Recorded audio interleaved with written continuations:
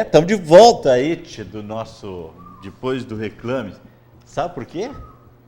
Vocês querem saber a novidade? O cara não cresceu nada. Vamos ter que trazer um saltinho, aquele nos 15, né? Para ver se ele fica um pouquinho mais alto. Boa noite, o senhor vai bem? Mas ele veio já cheio de gracinha, Ah, 2018, chega, né? o cara veio de óculos para ver se enxerga melhor, né? E aí, tia? E o trânsito te derrubando de novo? Tá, o trânsito tá complicado, cara. Tá muito complicado. Muito carro. O pessoal tem que parar de andar de carro, começar a andar de bicicleta, rapaziada. Tá, mas e um jatinho, um negócio assim? Ah, tu viu que a gente até tava pensando... Jatinho. A gente até tava pensando num helicóptero aí, mas daí com esses problemas deu um acidente essa semana, né? São Leopoldo hoje passou o dia inteiro um helicóptero do exército brasileiro sobrevoando lá e o pessoal tava preocupado, o que estava acontecendo, tá? Não estava acontecendo nada demais, era um simples treinamento no batalhão da Serra ali, então o pessoal... É que bastante... Quando a gente não está acostumado com muito barulho de helicóptero e coisa, a coisa fica mais... Que sorte que fizeram hoje, não fizeram ontem, né? Se era ontem, o pessoal já dizia, estão invadindo, né? Mas em Porto Alegre também, eu passei a tarde ontem em Porto Alegre e também estava bastante movimentado o espaço aéreo da capital gaúcha. O Del, lógico, a gente está fazendo uma brincadeira, mas agora falando sério, o Del teve um contratempo aí, agora no início do ano, né, com a perda da sua mãe, inclusive os nossos pesares, né, e eu posso dizer o seguinte, ninguém quer perder, mas o velhinho lá em cima sabe a hora de cada um e de repente ele pensou, então nossos pesos aí pelo passamento da sua mãe, que já estava hospitalizada, né, você até estava visitando ela algumas vezes, né? Já que tu tocou no assunto, né, professor, a mãe infartou no dia 18 de dezembro, foi hospitalizada, fez uma cirurgia, colocou lá uma molinha no coração e no final do ano, dia 22, no dia do meu aniversário, ela deu alta, foi para casa, estava se recuperando bem, estava direitinho e sem fazer esforço, tinha lá uma senhora cuidando dela, uma cuidadora muito querida. E no final do ano, como de costume já nos últimos 12 anos, eu passava a minha virada de ano lá em Camboriú. Esse ano a gente resolveu que eu não ia acompanhar o resto da família, esposa, sogra, cunhada, compadre, enfim. E fiquei com a minha mãe, só eu, minha mãe e o meu cachorro. Então a gente se divertiu muito, foi uma despedida, realmente foi uma despedida, eu posso ver assim hoje. Porque a gente se divertiu demais na noite, no dia 31, no dia 1º, no dia 2, quando foi o último dia que eu estive com ela, ela faleceu no dia 4, e foi uma despedida, eu posso ver aquilo ali como uma despedida, e posso dizer que em toda a minha vida foi um dos momentos, uma das noites mais agradáveis e divertidas que eu passei junto com a minha mãe. E sabe como é? Mãe e filho sempre tem sempre tem alguma coisa que um fala e o outro não gosta e tal, né? E às vezes a gente até sai da casa do pai e da mãe da gente meio brigado com eles, assim, né? Que eu digo, sai de uma visita, né? Pois aquele dia foi demais. Foi uma noite de só alegrias. Então isso eu tenho a agradecer. Foi a despedida que a gente precisava. Mas é isso aí, é difícil de falar, é complicado, a gente sabe que todo mundo um dia vai, mas a gente, por mais que a gente esteja preparado e sabendo que isso vai acontecer, porque isso não é uma surpresa, a gente sabe que as pessoas realmente morrem, né? Ninguém está preparado para isso. Com sabe? certeza. É uma coisa complicada. Com certeza não. Mas nós estamos falando do campeonato gaúcho, lembrando que tem um jogo então hoje à noite, São Luís e Juventude, onde tivemos aí a rodada, não dá para dizer que foi surpresa, o Grêmio já está perdendo, talvez a surpresa foi a derrota do Internacional, mas que a gente sabia que eram dois times que estão lutando pela ponta. Pela ponta, o Caxias deu mais sorte, acabou fazendo 2-1 aí e levando a melhor, ao lado do Brasil, que também ganhou de 1-0 do Veranópolis, também é o líder, né? Então nós temos hoje quem? Caxias, pelo saldo de gols, Com os resultados de ontem, então a primeira derrota do Inter no campeonato, 2-1 no Caxias, um grande jogo ontem no Centenário, e a derrota do Grêmio para o Avenida 3-2 e a derrota do Noia para o São José 2-1, o Caxias é o líder com 9, a mesma pontuação do Brasil de Pelotas. Nos critérios, o Caxias tem saldo de meia dúzia e o Brasil de Pelotas tem saldo de 4. Em terceiro lugar, com 6 pontos, Internacional e São José. Em quinto lugar, o Avenida com 4. Olha só, nossos parabéns aí pela campanha do Fabiano Daich, o Maninho, em quinto lugar no momento.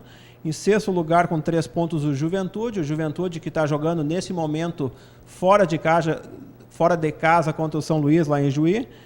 Em sétimo lugar, Veranópolis com 3. Em oitavo lugar, o Cruzeiro do Benhur. O Cruzeiro Se recuperou, né? Ganhou do São Paulo lá na cidade de Rio Grande por 2-1. Uma grande vitória do Cruzeiro, fechando o G8.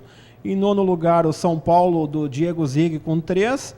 Em décimo lugar, o São Luís com 2, que está jogando nesse momento.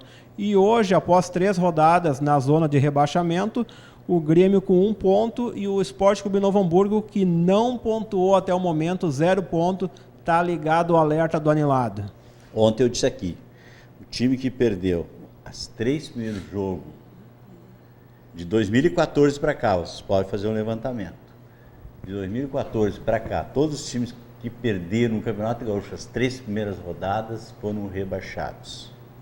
Grêmio e Novo Hamburgo perderam as primeiras 3 rodadas. O Grêmio, na verdade, empatou a primeira rodada, né? Não estou dizendo, então, empatou, não estou dizendo que vão ser rebaixados, mas a estatística está aí para ser. Então, esses times têm que, quem sabe, o pessoal, o Aldir está falando bobagem agora, quem sabe me desmintam e que eu realmente fale bobagem e que esses 2 times não caem. Mas a situação ficou bem complicada. Por exemplo, o Novo Hamburgo joga fora o próximo jogo contra o Juventude. Juventude, né? E o Grêmio, ainda com o chamado time de transição, treinado pelo César Bueno, joga domingo à tarde no Passo da Areia, diante do São José. É um jogo muito difícil. Aliás, todos os jogos no sintético do Passo da Areia, não existe jogo fácil, né, Valdir? Depois o Novo Hamburgo joga em casa contra o São Paulo. Né? A tabela ficou muito ruim. O ano passado a tabela acabou ficando boa para o Novo Hamburgo, que ele ganhou os 3 primeiros jogos, times que a gente não esperava, né? E foram 3 jogos em casa ainda. 3 jogos. E aí, agora esse ano, perdeu os 3 primeiros jogos. E agora complicou. Porque pega o Juventude, se ganha hoje, o Juventude tem quantos pontos? Tem 2 pontos, o Juventude tem 3, iria meia dúzia, já fica no G4. Tem 3? Iria 6, já fica no G4 ali. No G4. E aí vai fazer de tudo no domingo para fazer mais os 3. Porque o Juventude tem como espelho o Caxias, assim como tem a dupla Grenal. Que é o principal rival. Né? E aí, assim como tem a dupla Grenal, se grenaliza tudo no Rio Grande do Sul, lá em Caxias, como é que é o clássico Caju? É o Caju. O Caju lá se cajuzeia tudo, né? Então, com certeza a Juventude vai querer fazer os pontos para poder ficar mais perto da equipe do Caxias. Mas Delzinho que tem uma grande ligação com a cidade de São Leopoldo, eu fiquei sabendo que o Del se mudou, né, Del? Tô indo para Porto Alegre, a empresa está indo para Porto Alegre, vamos dizer assim, né? Mas o Clube Esportivo Aimoré, como é que está o Aimoré não sei se tens acompanhado o Aimoré que joga a semana que vem a Copa do Brasil contra o Cuiabá em casa. E a partir do mês de março jogará a divisão de acesso, brigando por um lugar na divisão de elite. Como é que tá o Aimoré, Delzinho? Olha só, o Daniel sabe do Aimoré, hein, cara? Sabe tudo, rapaz. Sabe tudo. Cara, eu vou te dizer que esse ano eu ainda não tive no Aimoré lá. Não conseguia te acompanhar. Acompanho, tô meio distante, assim, tô organizando. Falar pessoal de casa, no final do ano passado a gente recebeu aqui, o Valdir recebeu o Mano, que é um piloto brasileiro que mora nos Estados Unidos, tem uma equipe de carro de arrancada e naquele inclusive na categoria dele é o carro mais veloz do mundo. É o carro mais veloz do mundo. E então, como nem tudo, né, pode dar errado, vamos dizer assim, em 2008, a gente tem que falar das coisas boas também, né? E uma das coisas que vamos pensar positivo e que as coisas estão encaminhando para acontecer. acredito que em meados, vamos botar lá meio do ano, eu vá viajar para fazer vamos dizer assim, a mais... não a mais importante cobertura que eu já fiz do automobilismo, mas uma cobertura a maior cobertura, vamos dizer assim. Não pela grandiosidade dela, mas eu me refiro a maior no sentido de período, né? Porque eu tô armando e organizando as coisas para acompanhar, então, pelo menos metade da temporada da NASCAR, que é a National Associação de Stock Car Racing, né? Que é a NASCAR, que é a Stock Car nos Estados Unidos. Então, estamos combinando aí, estamos armando, vendo direitinho como é que a gente pode fazer e com certeza estaremos fazendo transmissões diretamente. Mas que coisa linda, Del, e todo mundo sabe que a NASCAR é uma febre americana, né? O negócio é forte, né? Forte. Nós que temos na Fórmula Indy um hamburguense. E com certeza através de ponta. Exatamente. Através do Rodrigo França, que é o assessor de imprensa do Leist, né? Que é aqui de Novo Hamburgo, o hamburguense. Com certeza a gente vai estar aí trazendo notícia desse cara. Matheus Leist, né? Matheus, exatamente. Ele é irmão do Lucas. Não é Lucas, é Lucas? São dois irmãos, os dois são pilotos, os dois aceleram muito e, como eu costumo dizer, um correu agora recentemente provas de kart lá na Velopark. É verdade. Tá. Mas e aí as novidades? Aí, por exemplo, na Stock Car nós teremos... Na Stock Car, Valdir. Nós vamos ter o Massa, não? Eu falei, né? Vai ter o o Massa? Massa No ano passado, não, antes de qualquer coisa, né? Sim. Mas aí eu vou brincar com o pessoal de casa que quando foi anunciado a participação do Felipe Massa na Stock Car, a estreia dele, né, na Stock Car, que vai correr na corrida de duplas, que vai acontecer lá em Interlagos, que é a primeira etapa, no dia 10 de março desse ano, e excepcionalmente uma prova da Stock acontecendo no sábado. Então, nas notícias, nos releases que foram enviados para a imprensa internacional exclusive é ótimo, né? Como diz um amigo meu. Inclua fora dessa. Exclusive. Inclua fora dessa. Na imprensa internacional, exclusive, quem aparece ao lado do Massa na foto que foi de divulgação sou eu. Então o pessoal diz assim, pô, tu já sabia realmente que ele ia correr e tu estava fazendo de conta que tu não sabia. Não, eu não sabia de nada. Eu acreditava, sinceramente, era um desejo que eu tinha que o Massa aceitasse um convite para correr na Stock Car. Eu já tinha escutado do próprio Massa que o futuro dele em 2018, tudo levava a crer que ele fosse correr a Fórmula E. Era muito complicado por questões de patrocínio e tempo, muito curto o espaço de tempo entre o final da temporada de 2017 da Fórmula 1 para o início da Fórmula E de 2018 e Fórmula E que teremos em São Paulo, ainda não tem a data definida, mas já algumas datas vamos dizer assim, para a Fórmula E em São Paulo. Então, acho que o pessoal que tem interesse de saber como vai ser o automobilismo no futuro, com carros elétricos e tal, bem interessante, legal de assistir e nós estaremos lá com certeza. Bom, então a novidade nessa maior, já a gente sabe, por exemplo, que o Cacá Bueno também trocando de equipe, né? O Cacá já tinha trocado de equipe no ano passado, né? Tá, mas agora ambientado na equipe.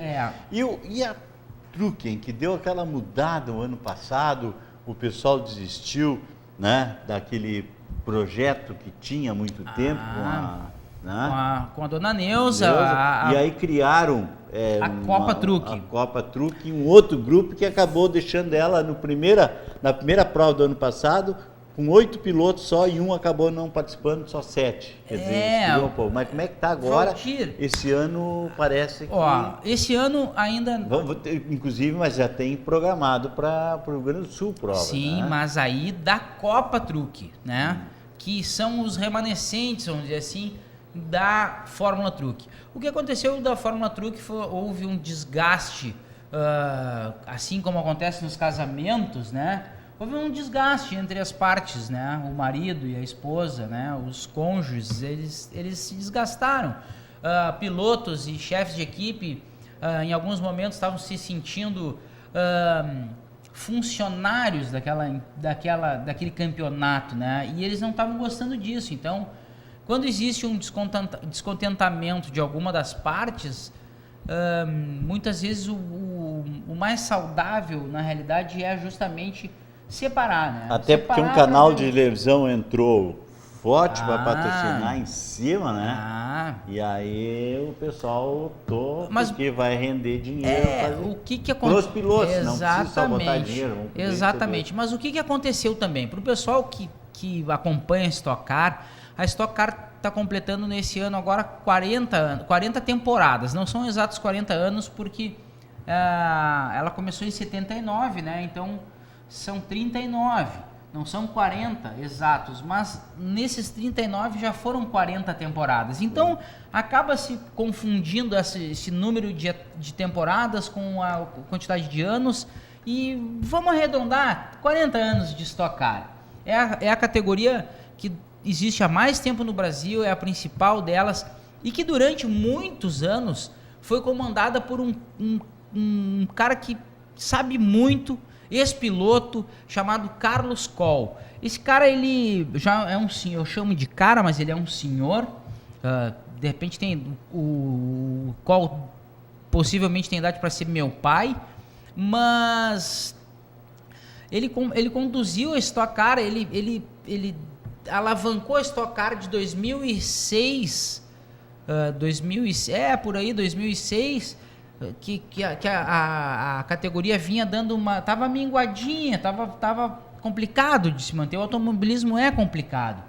E ele fez com que a categoria chegasse ao patamar que ela tá.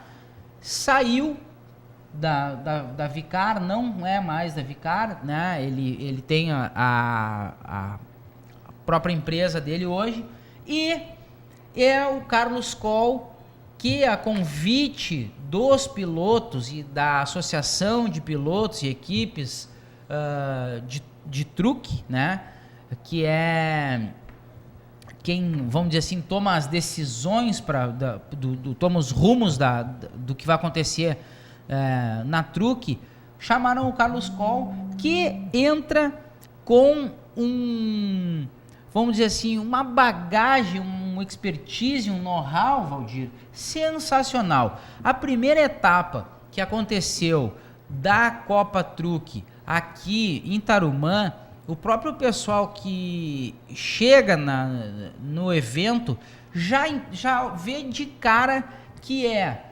entre aspas, uma Stock Car com caminhões na pista.